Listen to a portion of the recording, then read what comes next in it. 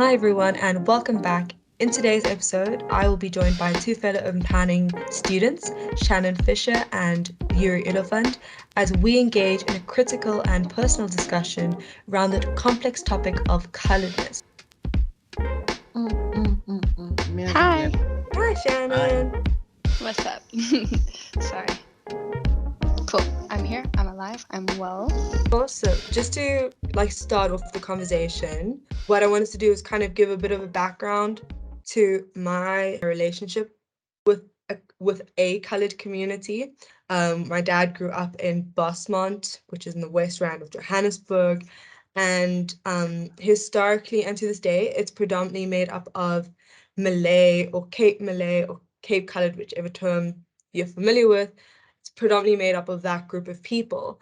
And the reason that they ended up in why there is this sort of Malay identity in Bosmont has to actually do with the slave trade in the 17th century.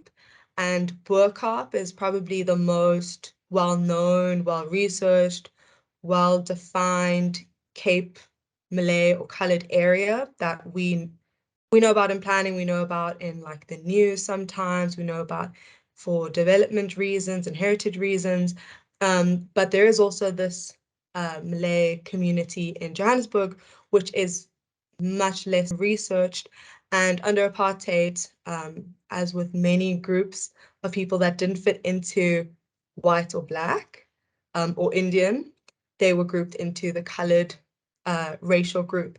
And so Malay people also grouped in there. So that's why my grandparents and my dad's side of the family ended up being, forcibly removed out of where they lived and were told to move to a coloured area. So I've never lived in a coloured area. So my relationship is really just visiting my grandparents, visiting my dad's side of the family. So I have quite a limited understanding of it. And part of my research project is to understand the everyday life within that particular coloured community. And so I wanted to ask you two if you could just give our viewers and listeners an idea of what your relationship is with a coloured community. Okay, so my color ties are in Eldorado Park, which is in Soweto. So actually, Eldorado Park and Kliptown, Klipspruit actually, Klipspruit West, which is in Soweto, like the southern edge of Soweto. So then, my father grew up in Klipspruit West, and then moved to Eldorado Park later. I think uh, around 2001, he moved out of Eldorado Park, you understand? So basically all my older sibling is born in Eldos. And then I use this as my own identity trait. I'm his first son out of Eldos, you understand? Yeah. Because everyone else after me is born out of Eldos, you understand? And then Yeah. although one of my siblings is very, still colored like or colored culture, you understand? Mhm. But then everyone else, aside from me and him, that comes after my older siblings, no one else is very that colored centered, you understand? Or have that Okay. colored plate where you say, oh no, he's colored. So then, yeah. That was very interesting. I think for me, I think my experience is very similar to Inéz's with both my parents being coloured and they were born and brought up in coloured areas. So my mom was born and raised in Mitchell's Plain in Cape Town, and my dad was born and raised in Greyville in Durban. But I was born in Cape Town, but I was only there for a year, and then Oh. we moved to Joburg, and we live in Kelvin, which is like on the outskirts of Sandton. But we've like born raised here. I wasn't, it's not a historically like colored area, and I wasn't like surrounded by colored people a lot. Like there wasn't a lot of colored community unless I went to Cape Town or Durban to visit family, and that's when I mainly encountered colored culture. But it was always a very, very like culture shift when you went to visit the family, because all of like we all, have the same blood, we all are the same amount of colored, but just what we grew up in was very, very different. So I felt like I kind of had to live up to something when interacting with those different sides of the family. Interesting. Yeah. Okay, we've kind of spoken about this coloured culture and coloured community. So when you hear the term coloured or coloured community, what kind of pops into mind. What I think, even though there are a lot of like prejudices within like what is seen as colored, I think that is kind of interlaced with what I see as color. When I think of colored, I definitely think of like my family. I think of a whole community. I think of, you know, the things associated with coloredness. Not that I like, you know, there's like the dangerous thing, like holding a knife, but like in a like a bantery way. And like I think of like the culture of coloredness, and I think of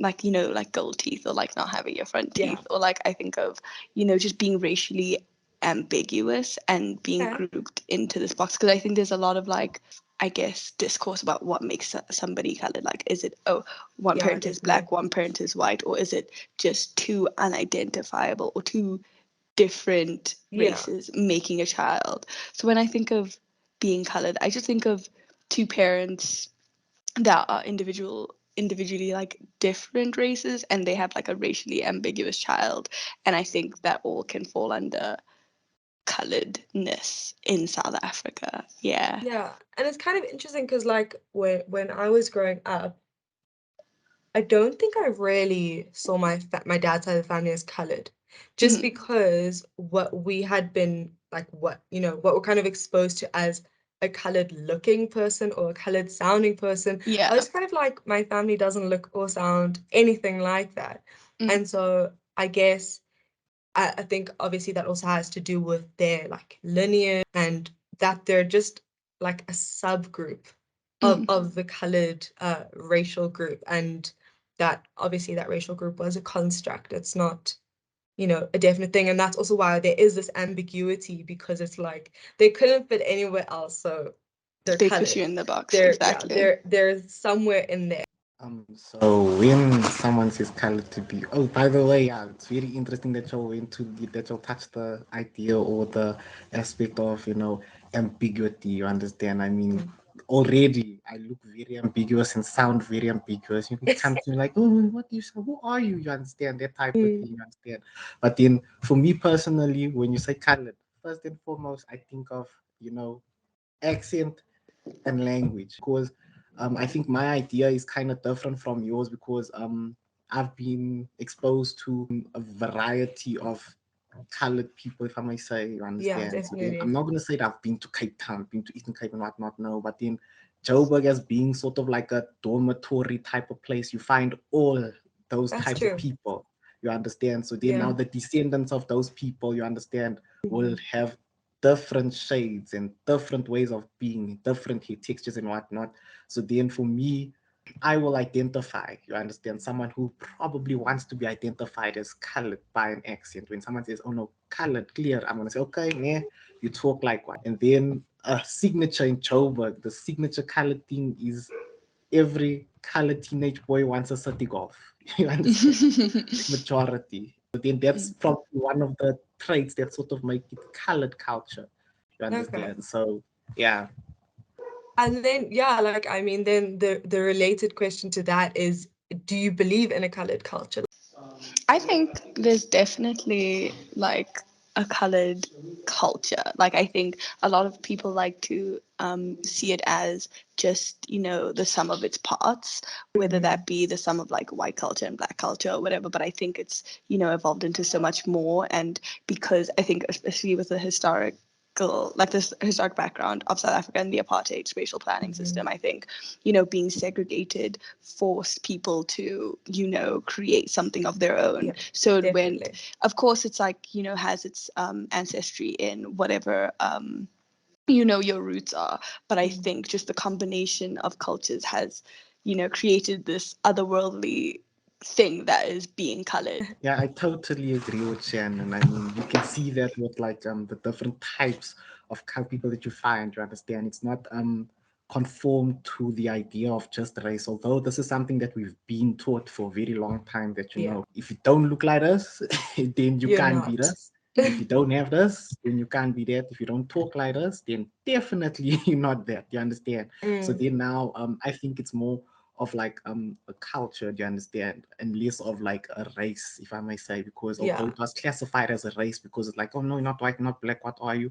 Now from that race brings a culture, you understand. I watched a documentary Khoi, San, or they're not the Muslim or Malay Cape Coloureds, but rather the Cape Coloureds that have Khoi San descendants. And they forego their coloured identity and then say that no, we are now classified as Khoi San, you understand? Yeah. So then they also don't fully conform to the idea of blackness. They're more spiritual in the sense, you understand, whereby they don't really, focus too much on their skin color or their physical, but then they focus more on their spiritual lineage, you understand? So because my father and my father's father and my father's father's father was like this, you understand, I carry that same, degree of spiritual entity, and therefore I am this, therefore I'm going to forego this identity that the natural man has put on me, and I will, embrace my spiritual identity. So yeah, that just shows that, okay, it's them saying, okay, I'm not part of this culture, but I'm part of that culture. And I think it's also like culture is what you practice. It's not necessarily what you are. And so when, the construct of coloredness was created, it was made to be like a racial classification. And so people now that don't, now they're able to say like, I don't identify as colored, because that firstly is, like you say, maybe foregoing your actual Khoisan heritage or Malay heritage or whatever your heritage may be. And you're like, no, now I have the ability to say that I'm not colored, I'm not this construct you've created, but this is my like roots. It's a strange topic to think about. Especially because I feel like people police what is coloredness a lot. Oh, I feel like gosh. it's like, oh no, you're not colored, you don't look colored, or oh, you don't sound colored, Yeah. or oh, but your parents don't look colored. And it's like colored is such a wide variety of things, and I think because it can't be boxed in by a simple like skin color or like hair texture or whatever, because it's such a wide variety of things. People have trouble being like, you don't fit in the box of what I expected a color to be like, therefore surely you can't be colored. And it's also like you don't want to feel like you're an imposer either. It's like, exactly, if people don't think I'm colored, surely I can't present myself as colored. Very true. And so my whole research project is kind of around the colored community, but in Bosman specifically. And when I was doing like research and everything, I found that there was loads of research focusing on colored identity and colored communities from the perspective of like psychology or sociology, even politics. But there was a lack of research that was focusing on spatializing colored identity and looking at how colored people and colored communities function in space and relate to the space. So I wanted to know if that has been your experience just as being, planning students. I think I definitely relate to like you and just like not finding much discourse at all about like the color community and like spatially. I think it's difficult to find like a large, like an extensive like academic literature about South Africa in general, and then to find something that is specific to the like colored community. I know like often like just because my relationship with my colored identity is a very like tricky one, because people really like to tell me, oh no, but you don't look colored, oh but you don't seem colored, oh but you or because I haven't grown up in colored culture and I don't really appear to be colored, it's very much rejected. So I think, it's kind of like I don't know my relationship with coloredness, and then I'd always look to like academia or I'd look to like what I'm learning in school to kind of like either just validate my experience, and I haven't found any of that. It's usually focused on very specific like Black and white communities and the disparity between them, but never what's in the middle. And Always, I mean, if there was colored like academic literature, I would read that so hard, because I think it's just such a beautiful thing, and to understand it and to like find the little like the nuances and the just like all the little things. I think there's so much beauty in it, and if it was just researched, like I think you could find so much valuable data in there. And I mean, it also just like relates to South Africa now, and when we overlook or we don't give the same attention to one group of people than the other, we're still creating a discourse that is unequal. to some extent, because if we don't look at all people in all spaces, we're not doing ourselves any service, because we're still, in some sense, just focusing on one, how we can intervene with planning anyway, to benefit some people, but not all people.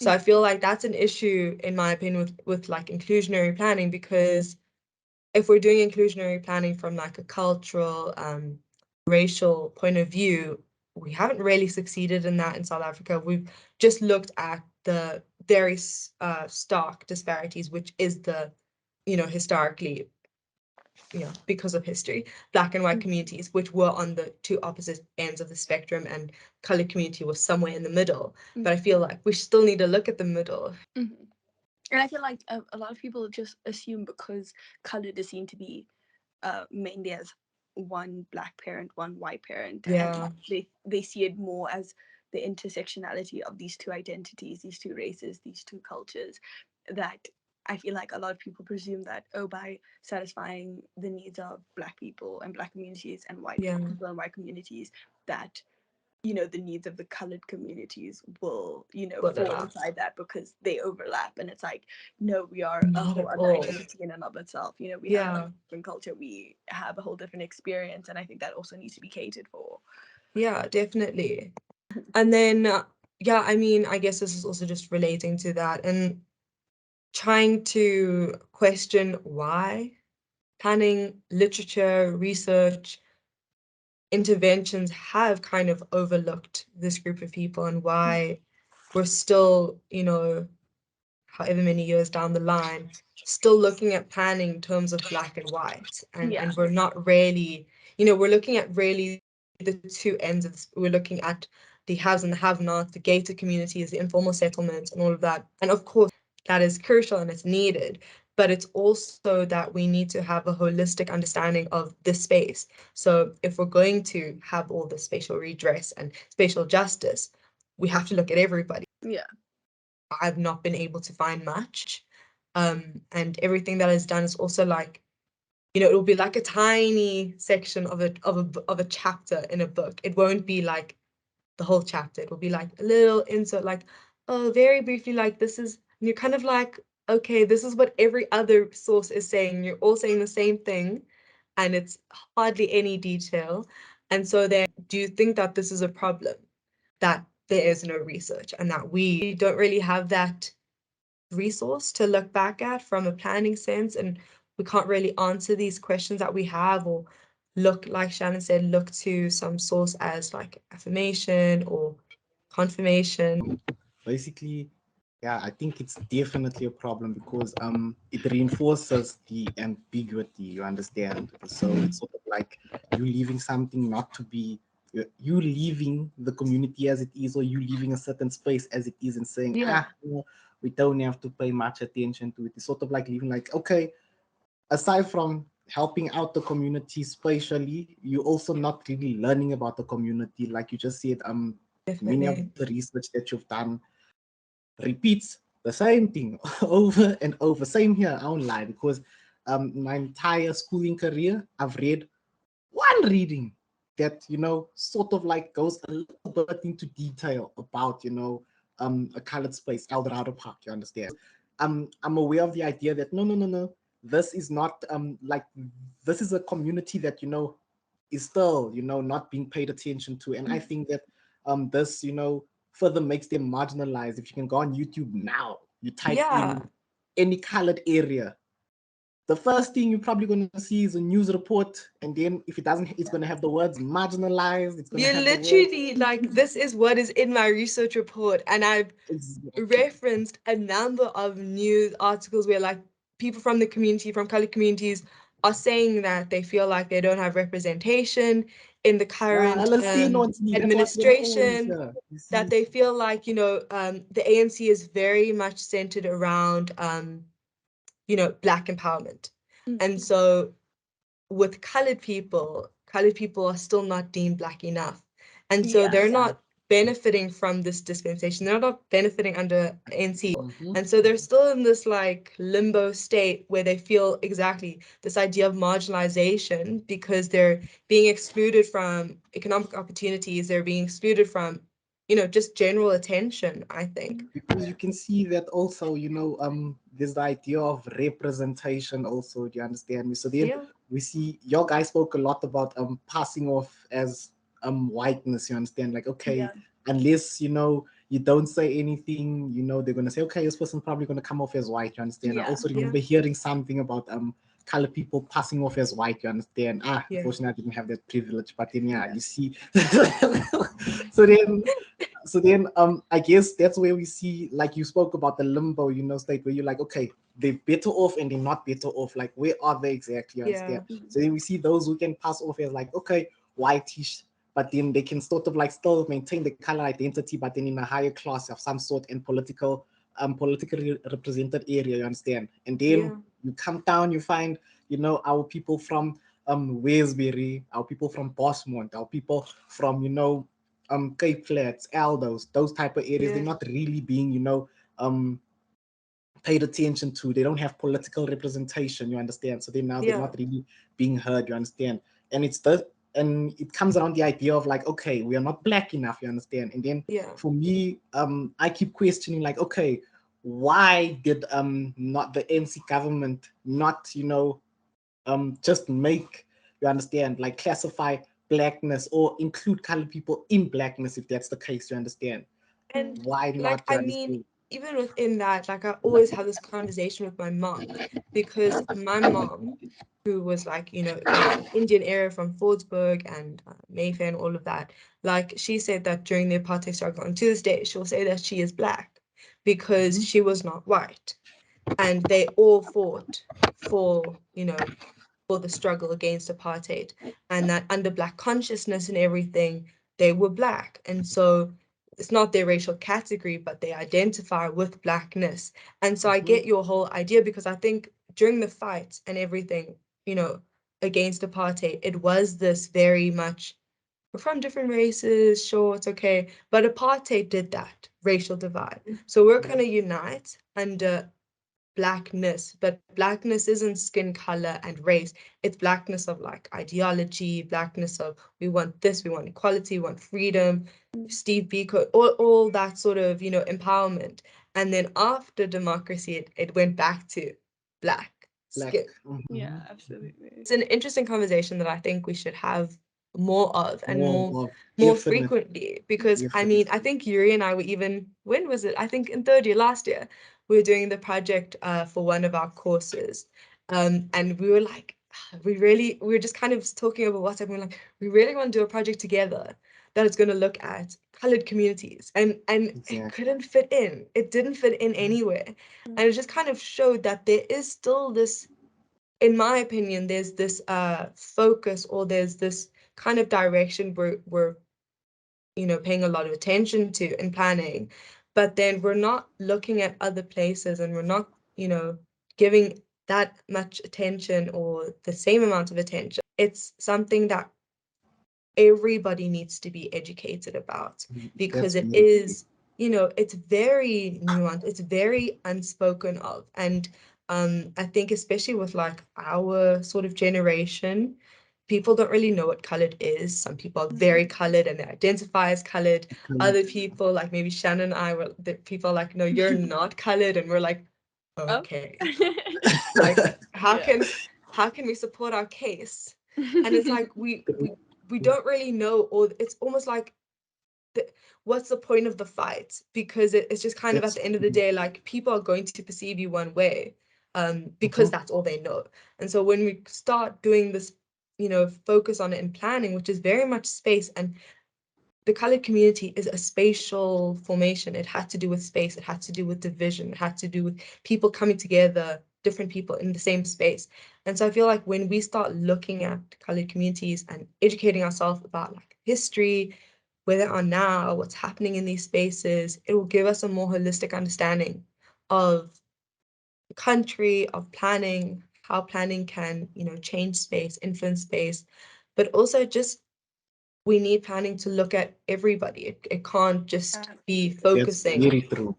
because then us as students, we also feel this lack of representation, because we're like, well, I'm not Black, so I can only understand the Black experience to an extent. Yeah. And then at that point, I can't go further, because I can't put myself in a Black student's place or a Black person's place. It's just, it's not right. It doesn't feel right. You can't do that. Yeah.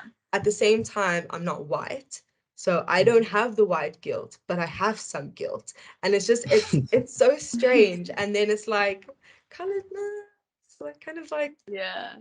where is it? Is it there? Yeah, and I feel like there are also so many like colored specific problems in communities that so like many. are stressed, you know, like That's so true. gangsterism and like the violence there, and like I think it's so easily attributed to, oh, this is just a colored thing, and it's like, no, it's an institutional problem.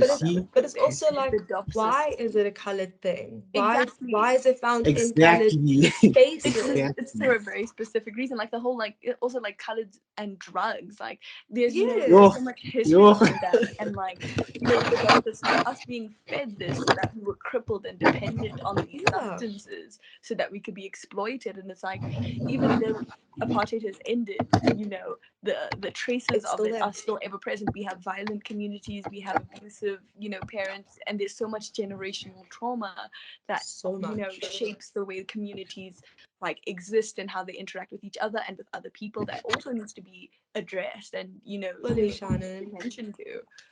It's such a good point, because that's the thing. It's like we think of gangsterism and we think of colored communities. Absolutely. And then they try to solve gangsterism or gang-related violence, but it will not be solved, because they're not looking at the spatial cause or the how it plays out in space. They're just like, it's a colored thing. It's related to your identity, related to your culture.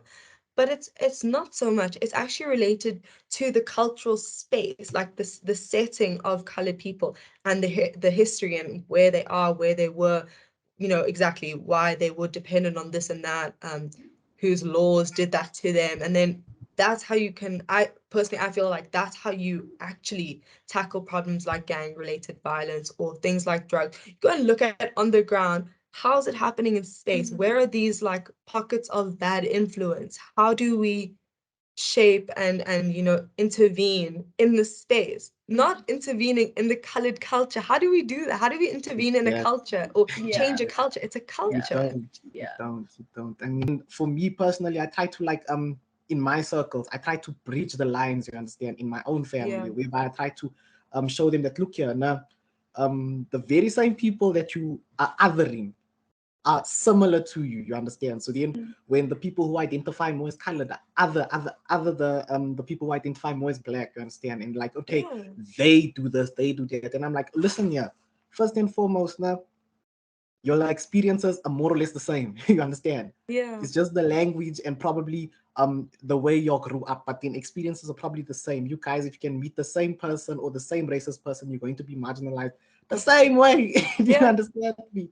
Also, you guys come from the exact same marginalized roots, you understand? And then thirdly, I try to show them that, okay, this is how you should try to look at it now, especially people who fully identify as like, no, I'm Zulu, I stay Zulu, I'm very ancestral driven and all that. And I'm like, okay, just because someone doesn't look like you or someone doesn't necessarily act like you doesn't mean that this person's experience is not really relevant or justified, you understand? So then that's why, you know, when Inéz approached me with this, I was like, okay, this is a chance to actually talk about this, you understand? And show that, listen, there's more to people than what you want to believe, not what is presented, but what you want to believe, you understand? So then this is just a gate that's open for people to understand that, no, man, you understand? Like, people are way more than you can think or that you can see, you understand? So yeah. Well, thank you guys so much for making the time and for really making this a very interesting conversation, and a conversation that I feel like can go on and on and on, and more people can come in and give their opinions and sides of the story. I think it's a great, you know, starter for these sorts of discussions. And I hope that we have more of them in the future in different settings, whether it be in the classroom, outside the studio, just It's interesting and it's engaging, and I feel like there's a lot of value. So thank you so much again. Thank you, Thank you so Inéz. much for Thank having you. us and for Thanks a lot. sparking this very important discussion. I think it's very needed.